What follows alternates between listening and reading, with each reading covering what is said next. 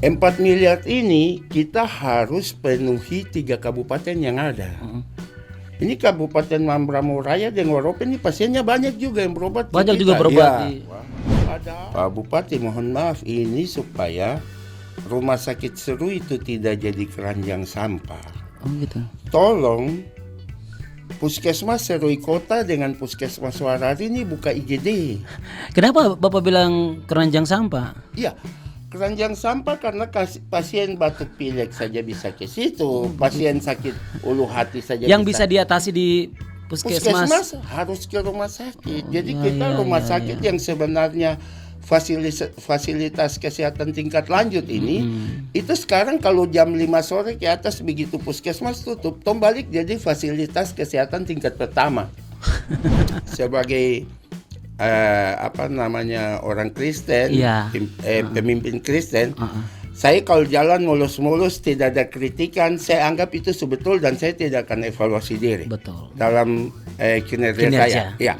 Tapi kalau saya semakin dikritik ini, ya makan saya evaluasi. Oh iya, ini yang masih kurang, sehingga saya perbaiki. Dan itu kan terbuka semua kan? Ya, terbuka. prinsip saya bagai burung Raja Wali, makin kena badai dia terbang lebih tinggi. Asik. Ya. Keren.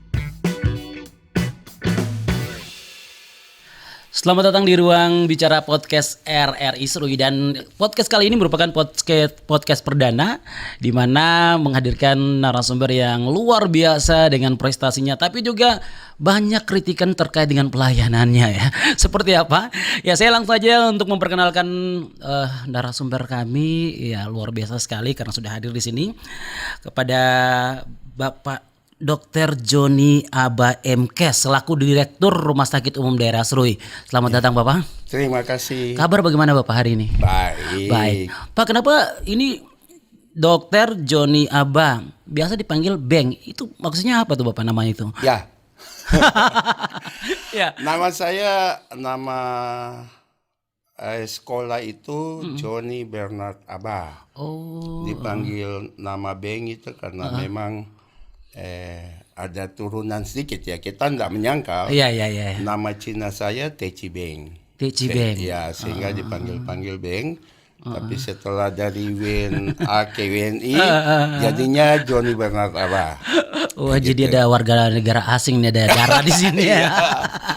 Tapi kelakuan tetap ya Papua. Oh gitu. Saya Arui, baik. Ya, Pak Dok. Ini Pak Dok sudah tidak asing lagi di Kabupaten Kepulauan Yapen ini, karena kalau mau dilihat rumah sakit lama sampai rumah sakit baru, Dok ada. Bisa diceritakan sedikit terkait dengan kapan menjadi dokter di Serui? Ya. Ya, baik. Saya anak Serui asli. Pendidikannya dari Taman Kanak-kanak Pertiwi 4 Serui. Wow. Kemudian masuk di SD YPK Serui, SD YPK 1 yang di Kampung Harapan. Oh iya. Ya, di situ tamat dari situ saya ke SMP Negeri 1 Serui, kemudian ke SMA 417 Serui, dan saya kuliah kedokteran. Saya lulus waktu itu Sipanmaru di Manado. Iya. Sehingga saya masuk tamat tahun 99. Saya selesai, saya balik, saya tugasnya di Tindaret. Oh, di Tindaret dari tahun 2000 sampai 2000 sampai 2001. Iya. Kemudian ditarik lagi, dipindahkan ke Dawai. Karena waktu itu Dawai kepala puskesmas manajemennya, dan ini saya ke sana untuk perbaiki di situ. Ya, akhirnya di situ saya buat puskesmas Dawai itu jadi puskesmas perawatan yang jalan sampai sekarang. Sampai saat ini. Ya. Iya. Kita ada Okamini, ada lain-lain di situ, kita jalan. 2004, 2002 saya izin untuk pergi ambil S2. Iya. Saya ambil S2 lagi di Manado, saya balik 2004. Dan 2004 karena sudah MKes, titelnya di belakang, saya dipindahkan posisinya semakin dipindahkan ke rumah sakit. Rumah sakit. Jadi saya pindah di rumah sakit. Itu sebagai dokter apa itu? Masih dokter ahli kesehatan masyarakat. Ahli kesehatan. Ya, dokter umum. Waktu itu saya tangani HIV. Oh iya. HIV di situ bersama almarhum John yang sudah meninggal, teman kita. Iya. Saya tangani HIV di situ. Kemudian setelah bupatinya Pak almarhum Betawi, saya dipercayakan 2006 jadi direktur. 2006 jadi direktur sampai 2009. Itu rumah sakit lama ya? Rumah sakit lama. Iya. Setelah itu saya istirahat. Nanti 2018 dipercayakan Pak mantan Bupati Pak Tony Tesar untuk membantu beliau, sehingga beliau melantik saya Direktur RSUD Serui itu pada tanggal 31 Desember 2018. Baik. Sampai saat ini. Pak Dok, ini kalau mau dengar cerita Pak Dok nih luar biasa sekali perjalanan sebelum menjadi Direktur Rumah Sakit Umum Daerah Serui ya. Bertugas di kampung dulu, baru mengambil pendidikan lebih tinggi S2, lagi dan dipercayakan untuk kembali. Pernah tidak terlintas untuk pindah dari Serui karena kalau dulu mau dibilang insentif dokter itu kecil sekali Pak, gimana? Pernah terlintas tidak? Kalau untuk terlintas itu saya tidak pernah berpikir. Oh gitu ya. Walaupun pernah ditawar di Nabire, di Waropen, saya ditawarkan ke sana tapi saya sendiri menolak. Alasan kenapa? Mungkin karena orang tua atau? Ya. Waktu itu orang tua tidak izinkan kalau ke Nabire. Waropen juga begitu. Dan saya sudah komitmen dari awal sampai akhir harus di Serui. Harus di Serui. Ya, saya anak Serui. Anak Serui ya. Harui Malawan. Iya. Iya, itu sedikit dari cerita yang sudah disampaikan ya, kisah dari Pak Dokter Beng Aba ya, saya panggil Pak Dokter. Ini terkait dengan saat ini memang banyak sekali kritikan yang dilontarkan oleh masyarakat terkait dengan pelayanan di masa kepemimpinan Bapak nih, kayaknya lebih banyak bertubi-tubi nih kritikan.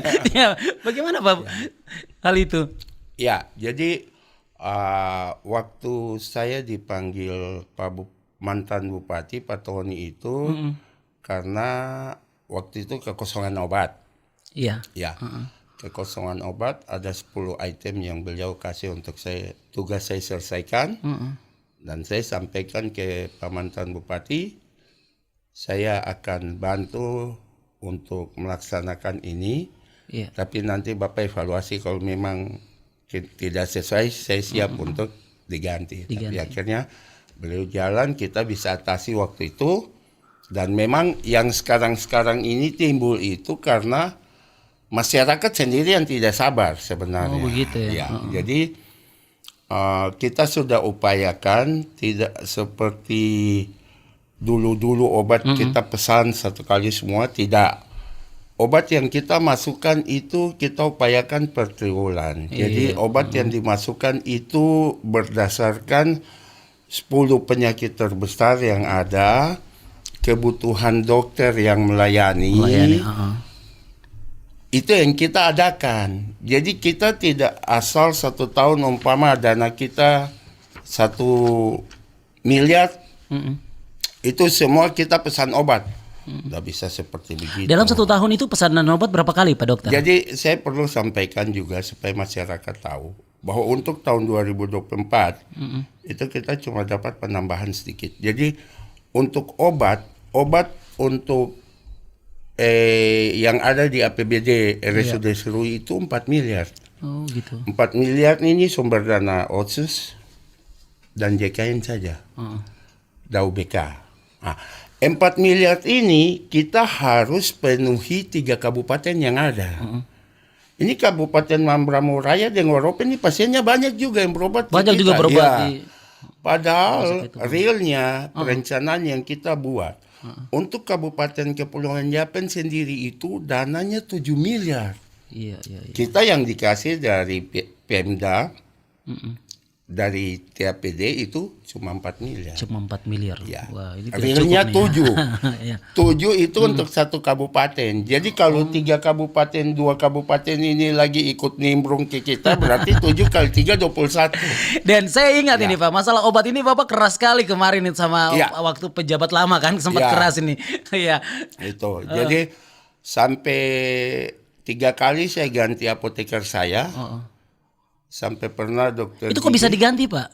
Ya Apotekernya? karena saya anggap tidak sesuai dengan yang dituntut oleh Pak Mantan Bupati waktu itu. Gimana? Maksudnya mengenai kinerjanya atau perhitungannya atau gimana? Ya, jadi pemesanan obatnya tanpa persetujuan direktur. Oh begitu ya. Kemudian ada obat yang ya cerita dulu lah seperti itu. Sehingga saya ganti apotek yang satu, apoteker yang satu, enggak ini juga saya ganti. Sempat saya kasih PLT apotekernya dokter gigi, dokter. Berapa kali diganti apotek selama Bapak menjabat sampai saat ini, Pak? 3 kali. 3 kali ya? 3 kali.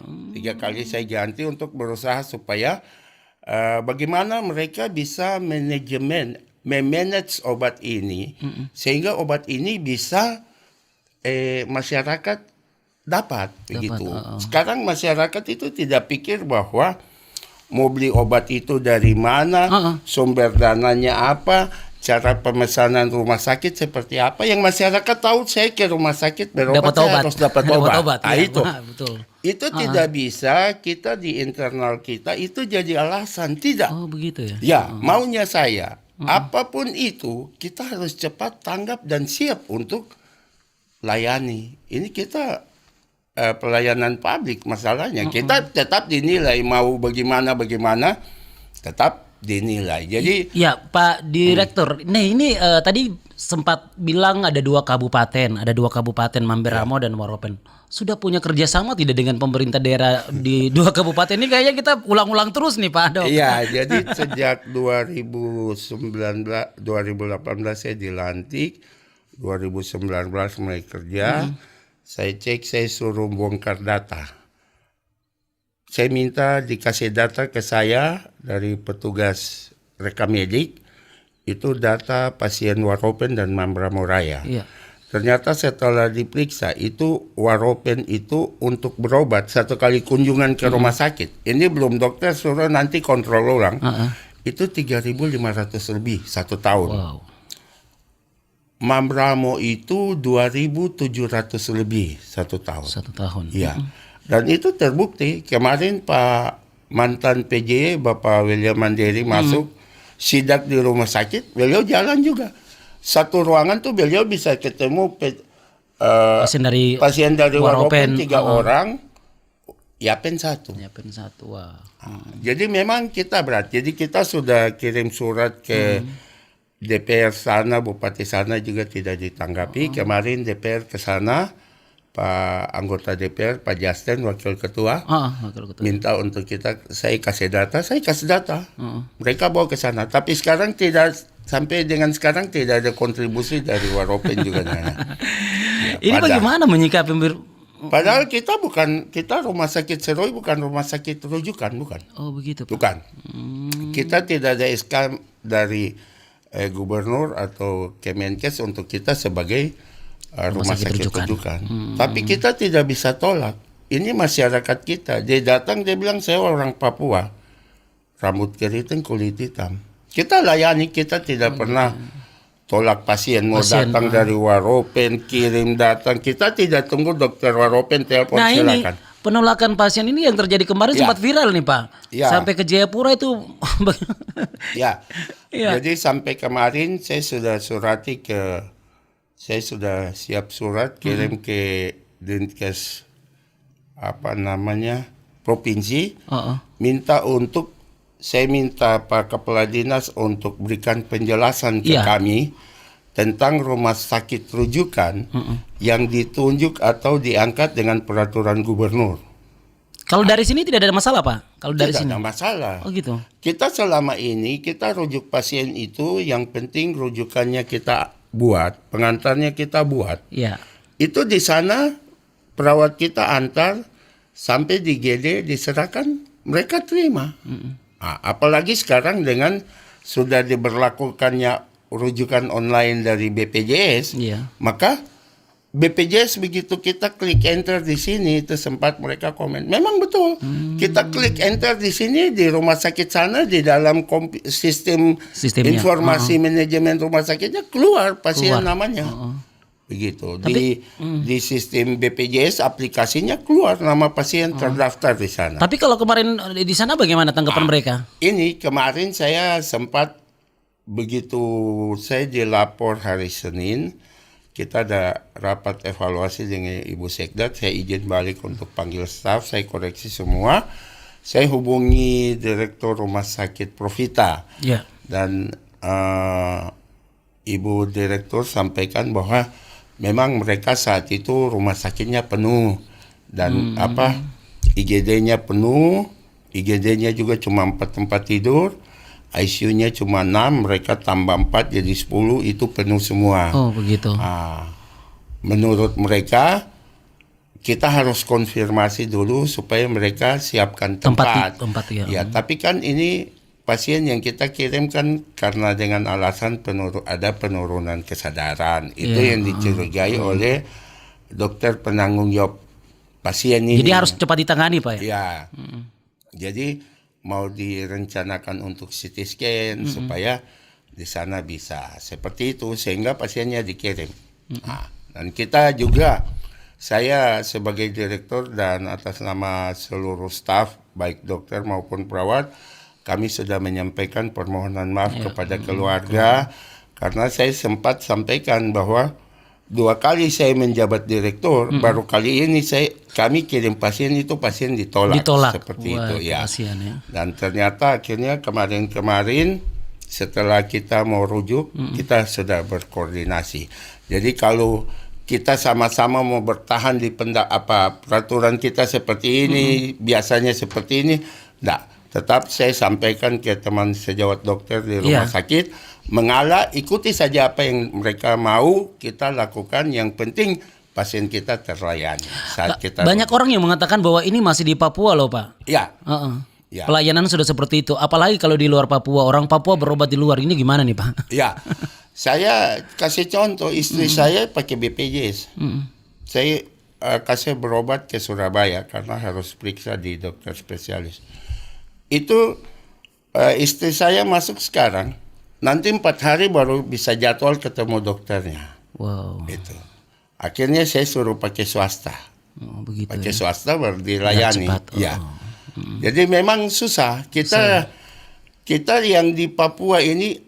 Tapi yang paling enak tuh diserui. Diserui ya. Pasien mau ada BPJS atau apa masuk datang dilayani. Tolong dulu semua. Dilayani, ya, baru betul, ini ya. Kalau di rumah sakit luar tidak bisa ya Pak ya. Ya, buktinya seperti itu. Jadi pada akhir pembicaraan dari Ibu Direktur Rumah Sakit Profita, dia sampaikan bahwa saya simpan rekamannya.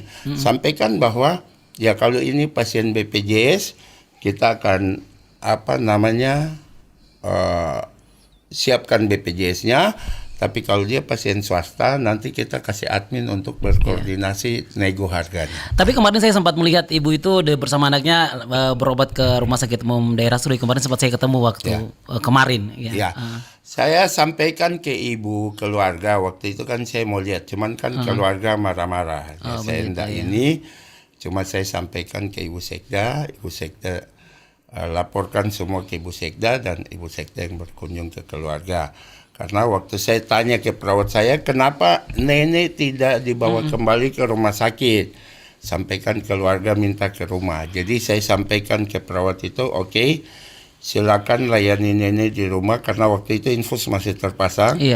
Nanti hubungi dokter. Jadi waktu itu saya ikuti sampai nenek perkembangannya ya Pak. Ya, nenek punya infus dilepas. Saya sampaikan ke perawat, kalau keluarga mau bawa nenek untuk check up kembali ke Jayapura, maksud dalam hal ini CT scan, nanti kita buatkan rujukan, kita siap, kita berangkatkan nenek lagi. Oke, ini hal-hal yang kemarin sempat viral ya terkait dengan pelayanan rumah sakit. Ya, satu hal lagi nih Pak Dokter, ini ada akhir-akhir ini tuh banyak sekali pasien di IGD sampai bisa tertumpuk. Saya sempat melihat kemarin itu. Ini bagaimana nih? Peningkatan kasus apa yang terjadi di apa nih? Ya, jadi sempat kemarin saya sudah sampaikan ke pimpinan juga, sampaikan ke Pak PJ Bupati, baik waktu itu Pak Mambai maupun Pak Mandiri, saya sampaikan bahwa Pak Bupati mohon maaf ini supaya rumah sakit Serui itu tidak jadi keranjang sampah. Oh gitu. Tolong Puskesmas Serui Kota dengan Puskesmas Warari ini buka IGD. Kenapa Bapak bilang keranjang sampah? Iya, keranjang sampah karena pasien batuk pilek saja bisa ke situ, pasien sakit ulu hati saja Yang bisa diatasi di puskesmas harus ke rumah sakit. Jadi kita rumah sakit yang sebenarnya fasilitas kesehatan tingkat lanjut ini itu sekarang kalau jam 5 sore ke atas begitu puskesmas tutup, balik jadi fasilitas kesehatan tingkat pertama. Nah, ini yang bikin kita susah. Jadi harusnya IGD rumah sakit umum daerah Serui itu yang harusnya cuma 4 atau 5 tempat tidur saja, itu harus jadi 10-11 karena pasien yang tidak emergensi, tidak mengancam nyawa juga harus masuk IGD. Iya. Karena mereka di puskesmas ini tutup.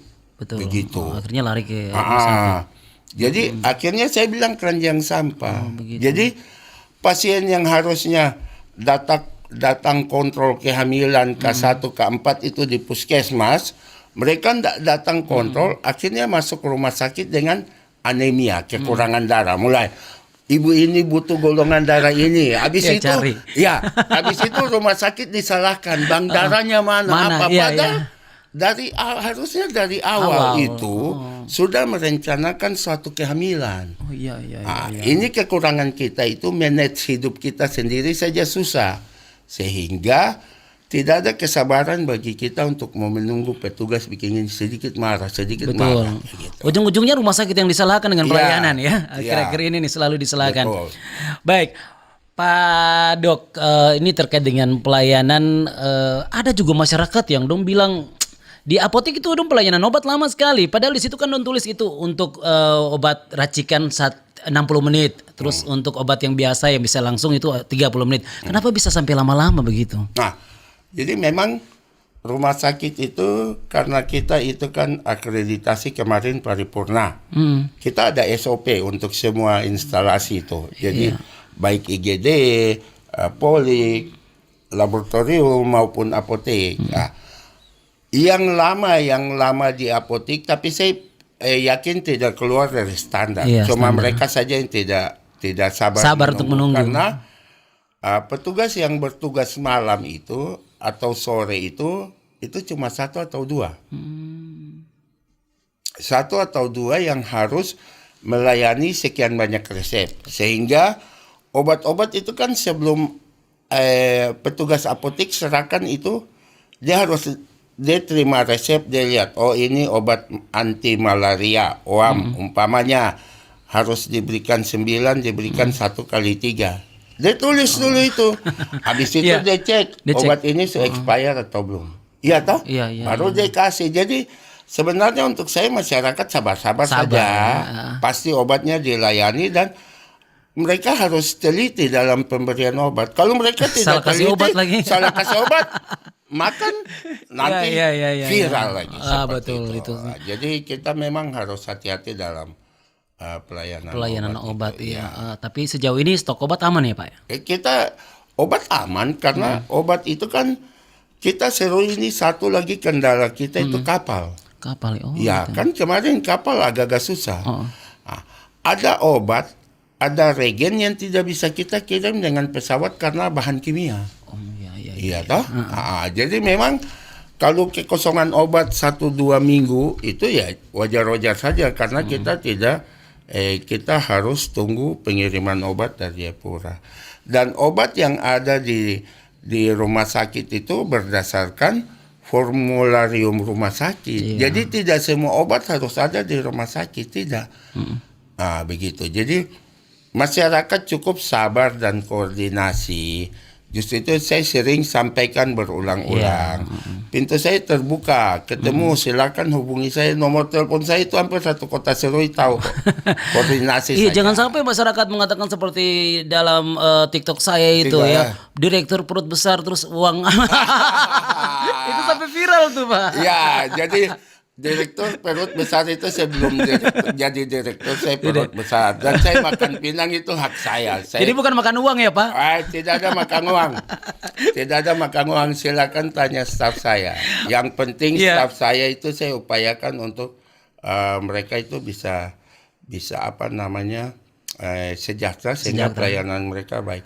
Tapi masih ada juga yang mengeluh Pak. Ya, perlu saya sampaikan, minta maaf. Semua kabit saya di rumah sakit, 3 kabit Yanmet, kabit penunjang, dan kabit SDM, itu 3 pakai mobil Avanza. Wih, keren. Ya. Kemudian setiap kepala instalasi itu tiap kepala instalasi itu pakai motor. Wow.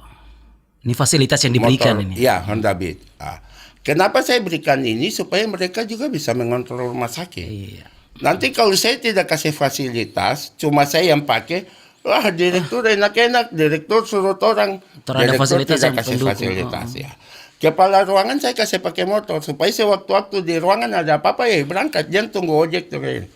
Pak Direktur, menjabat sebagai Direktur Rumah Sakit Umum Daerah Serui, mungkin alat-alat apa saja yang Bapak perjuangkan untuk melengkapi fasilitas di dalam Rumah Sakit Umum Daerah Serui? Kita juga perlu tahu nih. Ya, kita untuk fasilitas semua sudah ada.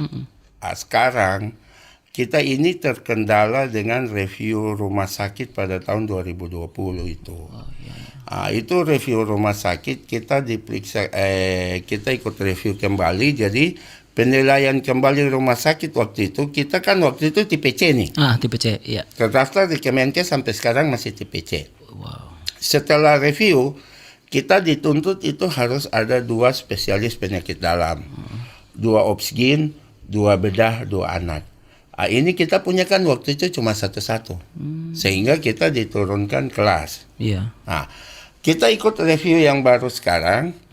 Tidak perlu 2 spesialis dasar ini, cukup ada saja 1, kita bisa kembali ke tipe C. Kembali ke tipe C lagi. Sekarang kita belum bisa balik ke tipe C karena kita bedah itu kita punya sampai 3. 1 sekolah, 2 masih ada, anak ada, obsgin ada.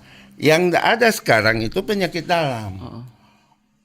Kita sudah minta-minta. Tapi di dalam kuota kita di Kabupaten Kepulauan Yapen, Rumah Sakit Serui ini, kita masih ada Dr. Heni Romaropen. Oh iya masih mengganti. Dokter ini pindah ke Jayapura. Iya.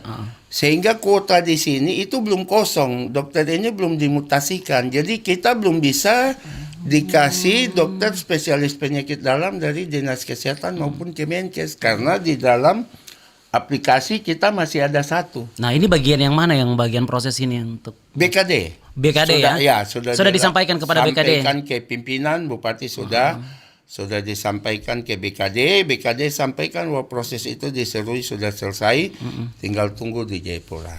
Oke, Pak Direktur, apa yang menjadi fokus utama Rumah Sakit Umum Daerah Serui saat ini di bawah kepemimpinan Bapak sebagai Direktur Rumah Sakit?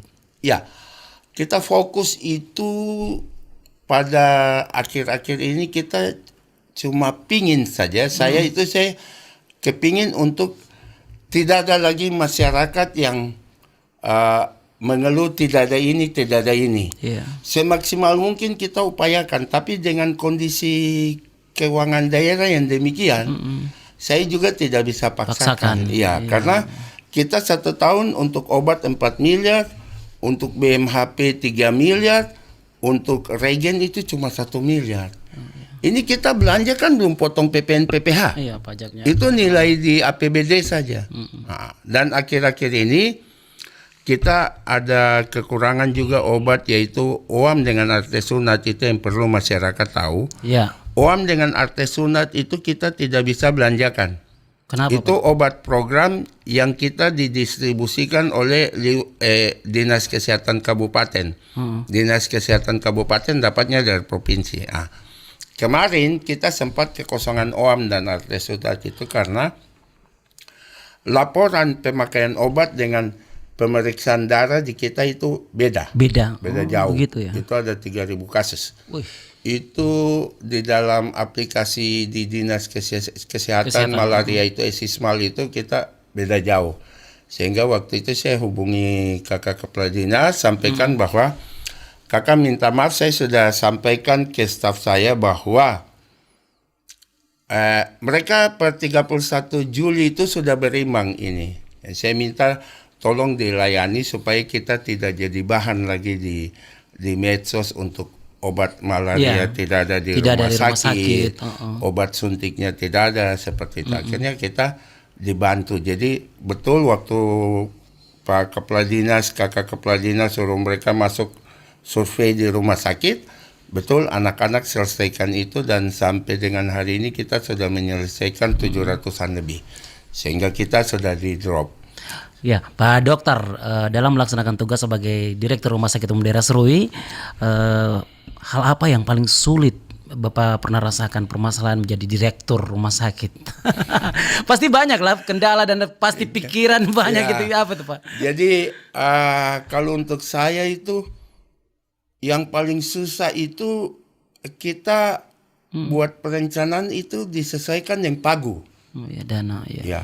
Harusnya yang namanya perencanaan itu, ini perencanaan saya umpamanya saya ajukan 10 miliar. Itu yang dipakai. Tapi kurang dari yang situ. Sekarang dikasih ini 5 miliar silakan dibagi-bagi. Wah, kasihan. Ya, untuk kegiatan apa? Itu memang kita kewalahan. Kita juga mengerti kondisi keuangan daerah yang akhir-akhir ini juga dengan pemilu menyerap dana yang begitu banyak. Jadi ya semaksimal mungkin apa yang bisa kita lakukan untuk masyarakat itu yang kita lakukan. Cuma yang saya sesali itu supaya perlu masyarakat tahu bahwa semua fasilitas kita di rumah sakit itu dirusak. Oh begitu. Itu yang saya sedikit kecewa. Ini dirusak oleh oknum-oknum yang tidak bertanggung jawab atau yang memang kerja di rumah sakit nih Pak?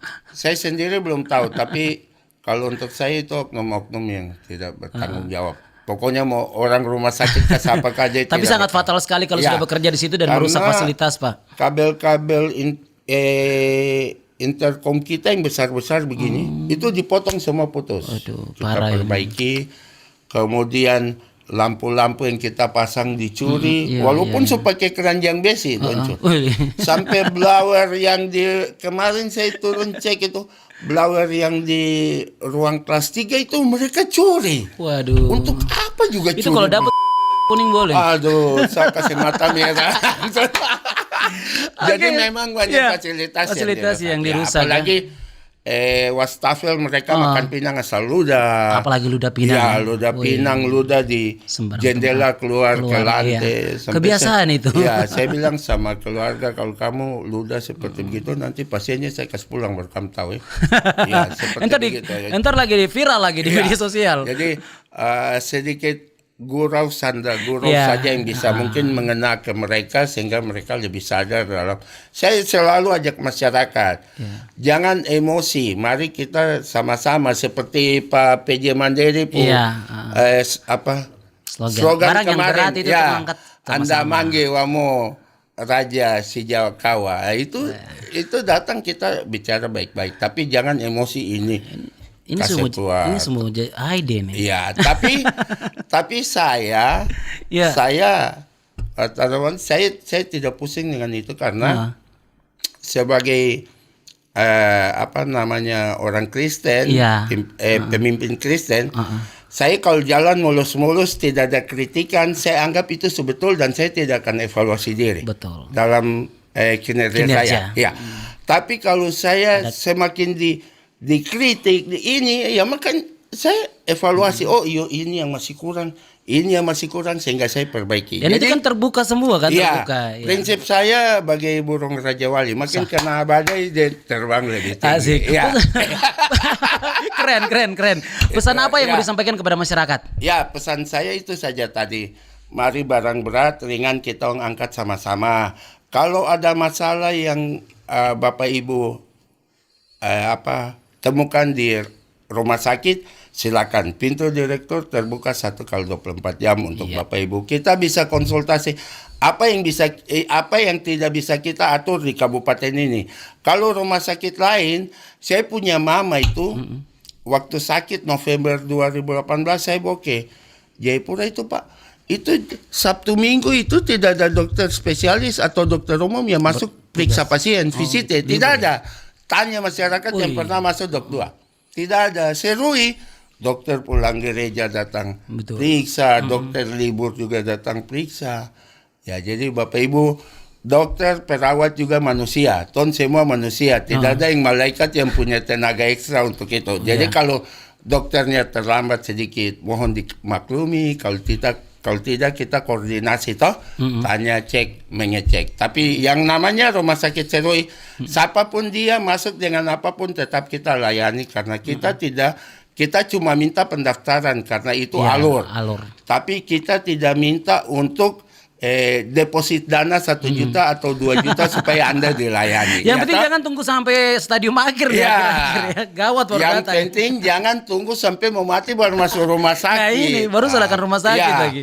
Ya. Kemudian yang paling brengsek itu, yang apa paling tuh, Pak? jahat itu, jalan mereka, saya kasar sedikit ini, jalan Bakunai di luar, toh, habis itu dapat HIV, mau mati baru masuk rumah sakit, keluarga bilang orang bikin, masuk rumah sakit, perawat dokter terlambat, tolong sedikit dokter dan perawat yang marah, padahal dia pusundal di luar yang bikin dia dirawat. Coba, nah ini yang parah ini memang lagi banyak-banyaknya di apa nih?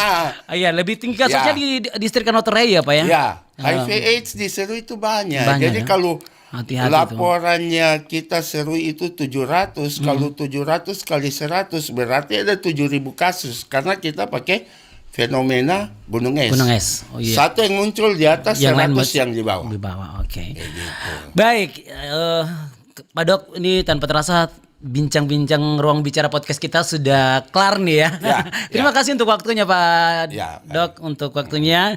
Demikian tadi obrolan kita bersama Dr. Joni Aba MKes, Direktur Rumah Sakit Umum Daerah Serui, dan kita juga akan kembali berjumpa dalam acara yang sama dengan narasumber yang berbeda tentunya dalam acara Ruang Bicara Podcast RRI Serui.